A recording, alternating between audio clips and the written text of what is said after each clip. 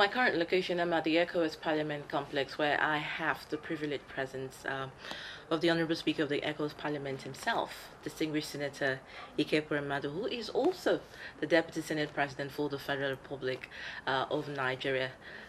Distinguished Senator, Honorable Speaker, all in one voice. Pleased to meet you. It's to have you here. You're welcome. To have you here. Now, it's of course when I listened to your opening address, you know, it was quite well invigorating, and I look at that and I say, your immeasurable advocacy strides, especially at initiatives and enhancing capacity, was also outlined in that address. But what actually came to me was your emphasis, of course, of the summit, which just happened at France, Yes. talking about dealing with a common enemy. How was that summit for you?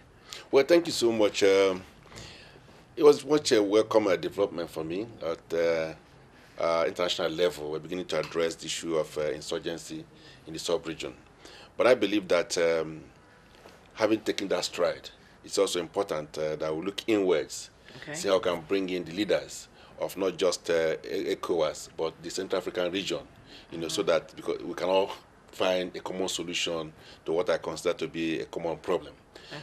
Yes, France have done a good job, bringing Nigeria and their neighbors to discuss, to have a conversation, which is leading to contribution of troops to monitor the borders, and find a way of checking these insurgents.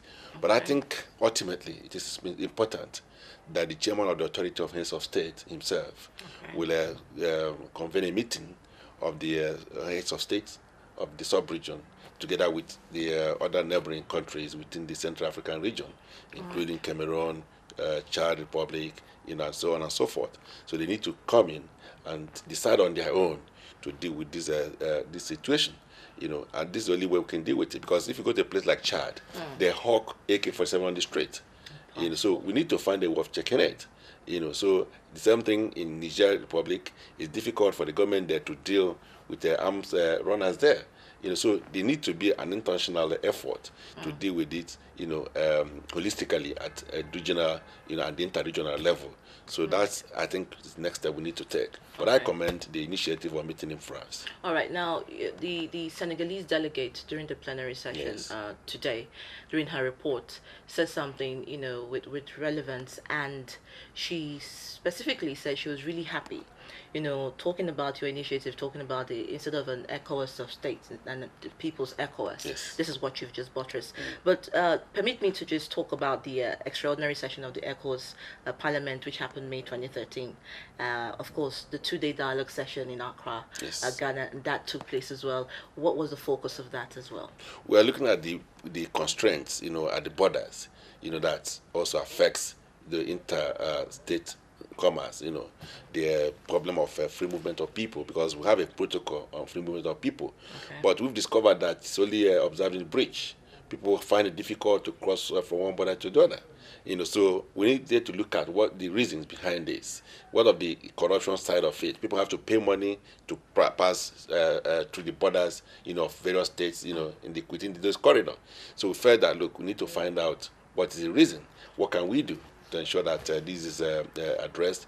Of course, we believe that it's also important for us to increase, the trade between our respective states. We discover that most times the trade volume, of say Nigeria and the rest of the world is higher than the trade volume between Nigeria and the other ECOWAS countries. So we need, first of all, to find a way of reducing this gap, to ensure that we increase the volume of trade amongst ourselves, so that we increase the economic capacity of our people, increase the well-being of our people. Also, it will also have a multiplier effect on the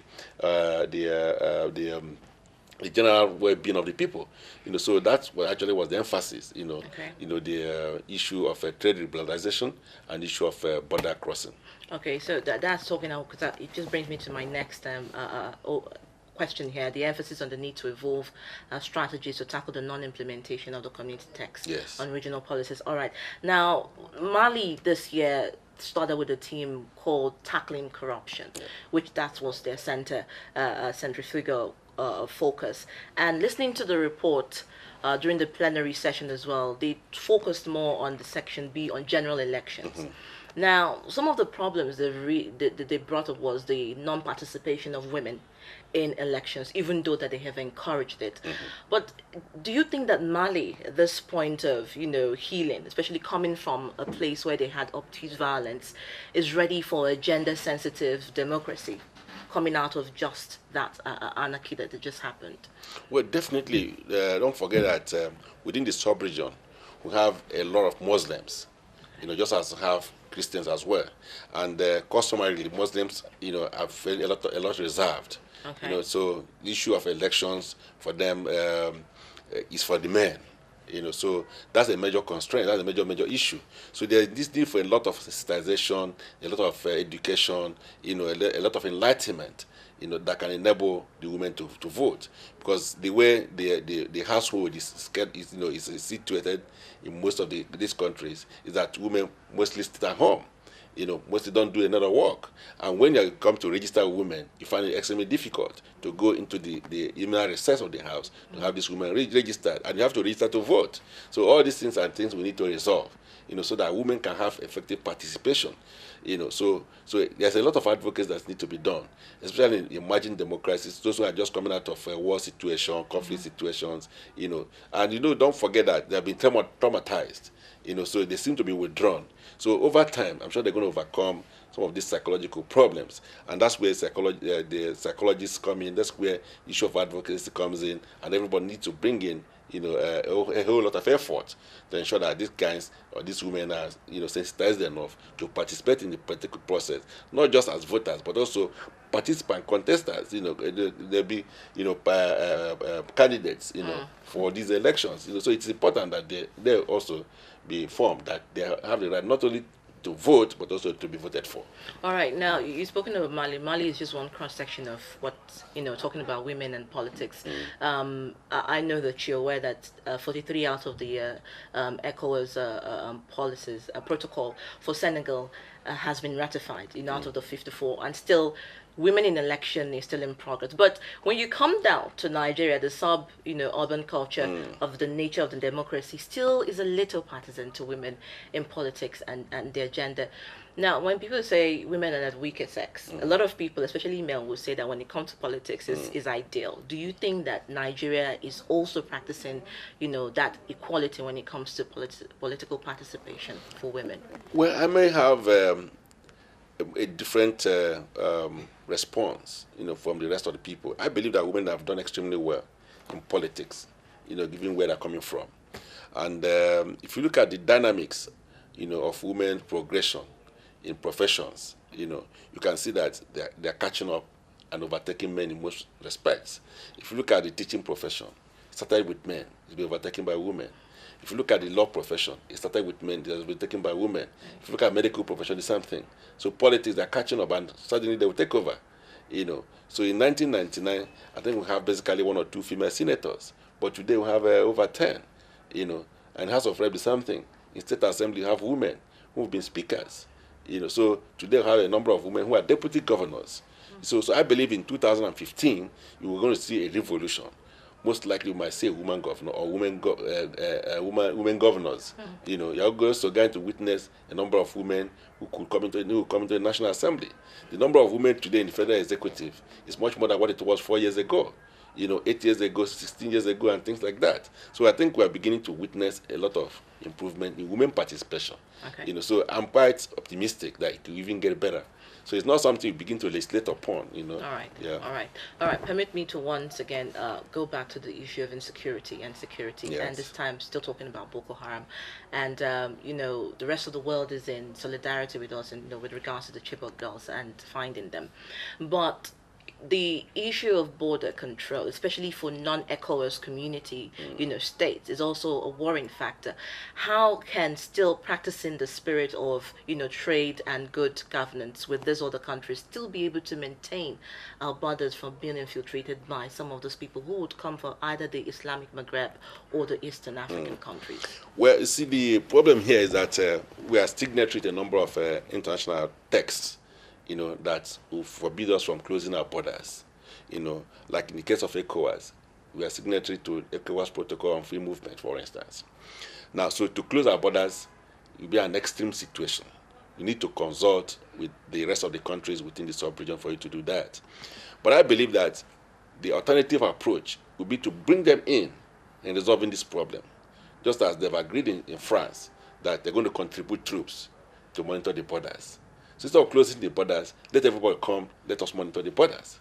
And don't forget that Nigeria have the very diverse borders, so a very broad borders. So it's going to be difficult for Nigeria alone to monitor this. So even if you say you close their borders, you're still going to find it difficult to monitor because it's very porous. So I think the ideal thing would be to bring in everybody, all the stakeholders, the people within the sub-region and the neighboring region, so that everybody will be part and parcel of this monitoring. And it's also important that we have to introduce, high-tech machines, to help us with some of this monitoring. So it's not just enough to go and put vehicles or put human beings there, because it's difficult to get the number of human beings that can police the borders.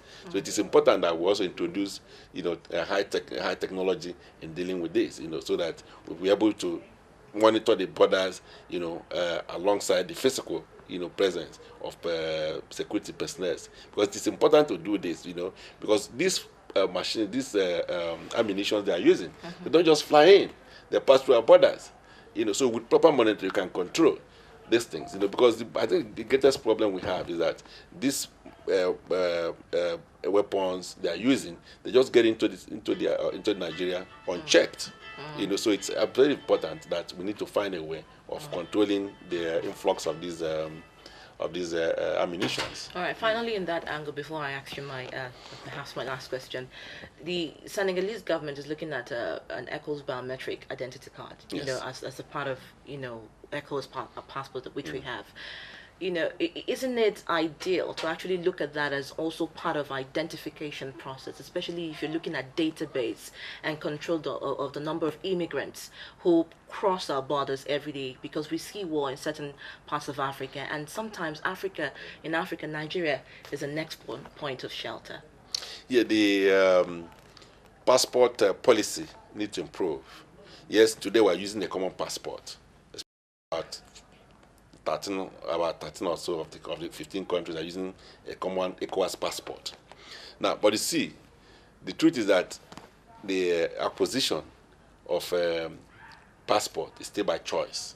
So even if you have a database, it's only those who go to the passport office and seek for passport that you can capture their data, for instance, their biometrics. So, but if it is a compulsory thing, so that once you are born, you are required or expected to have a passport. In that case, the biometrics will be taken. They have all the information about you. But as it is today, there's no such compulsion.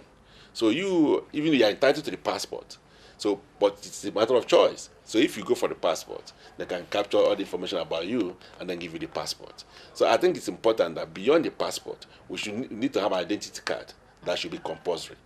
So that in that manner, all the information regarding every person will be captured. Because sometimes this identity becomes an issue.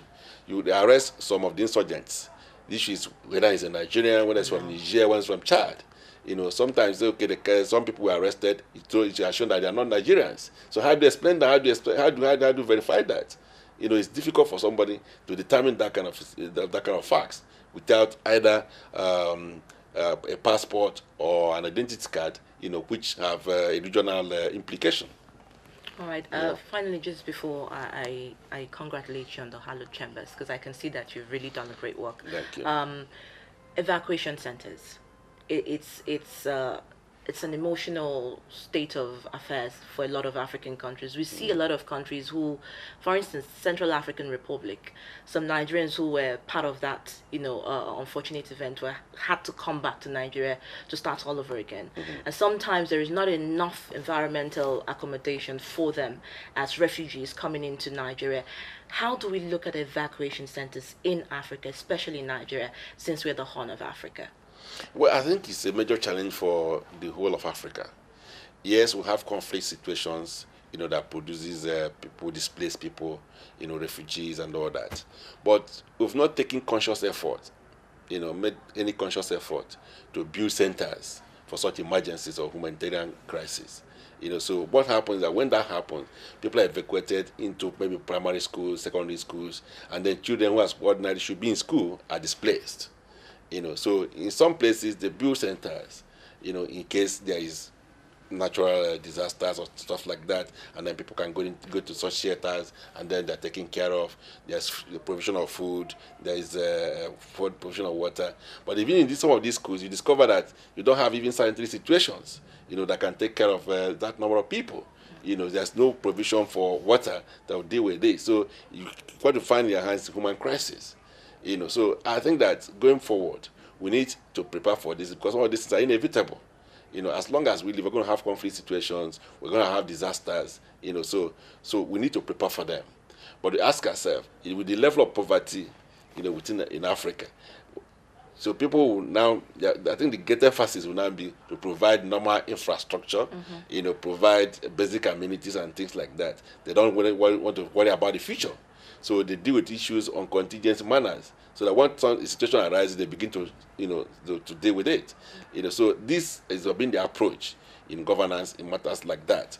But I think that because we've come to live with some of these situations of conflicts and disasters, it's now important that no matter the scale, we should be able to provide centers that can be able to take care of such people in case it happens. You may not take everybody, but if somewhere you can say, okay, we'll take this people, assuming the community now is raised down. So as some people run away, where are you going to take them to? Or say there is flood everywhere. So and people have left their houses. Then at night, when night comes, where will they sleep? And if they sleep there, how are they going to be sure that they have food and how sure they will have water? So some of these things are things we have to envisage and create, at least in each local government, a place people can have shelter in case of crisis. All right, thank you so much. But they say that children are the messages we send into the society that we cannot see. Children's Day is next week. What is your message for the Nigerian child at this moment, especially when they're very apprehensive about what's happening in the country? Well, I would like to let them know that there is hope. We've had crises in the past in Nigeria, and we're able to pull through. I was a little kid when the war came, in the 60s. So I went through all the trauma, but somehow I put it behind me. I was able to go to school, and I was able to be part of the society. So what's going on now in Nigeria is just a passing phase. So definitely it will come to pass like every other thing. These two will pass, and then Nigeria will be great again, and they will have a great future. Thank you so much. Cannot be better said. And he's now an honorable speaker of the ECOWAS Parliament. So he survived the war and became part of the government that makes the policies. Thank you so much. It's been a privilege. You're welcome. All the best. My pleasure. All the best.